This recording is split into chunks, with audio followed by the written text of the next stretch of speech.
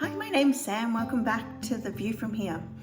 Today I'm going to be sharing my top 2 tips for arranging your travel for a stress-free, fuss-free trip every single time, guaranteed.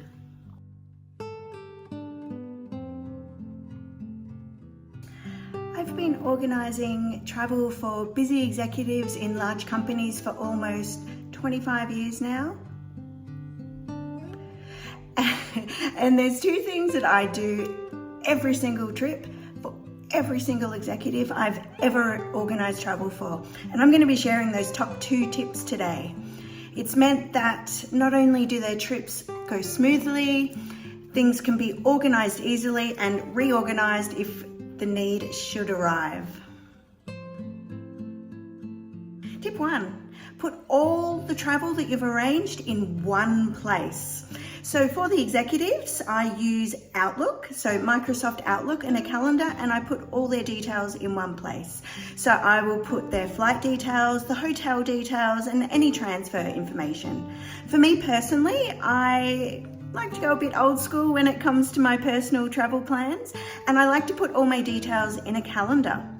I'll show you a snip of what that looks like.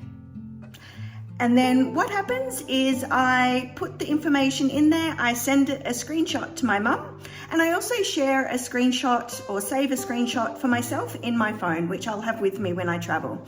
As you can see from the screenshot that I shared, for this particular trip, we didn't really have a lot organised as far as activities or hotels or things like that. So what I did is along the way, as I booked those, I shared the details with my mum so that someone at home had them. That way that if anything went wrong or we didn't arrive where we were meant to, someone back at home would know where we were meant to be.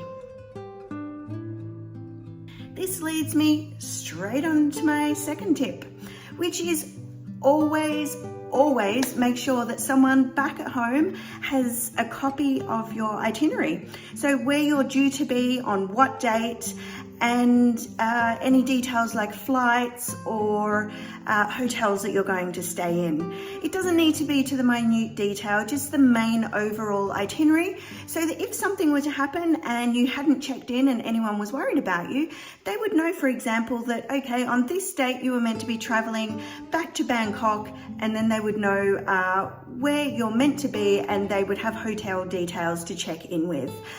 Also, what I like to do is to give my travel insurance information to someone back at home. In my case, it's my mum. I give her my policy number, and I also tell her the emergency contact number, so that if anything happens, and for some reason I don't have those details, but I do also save them on my phone as a screenshot. But if I didn't have those details, I didn't have access to my phone, I could get hold of my mum back home and she would be able to give those to me.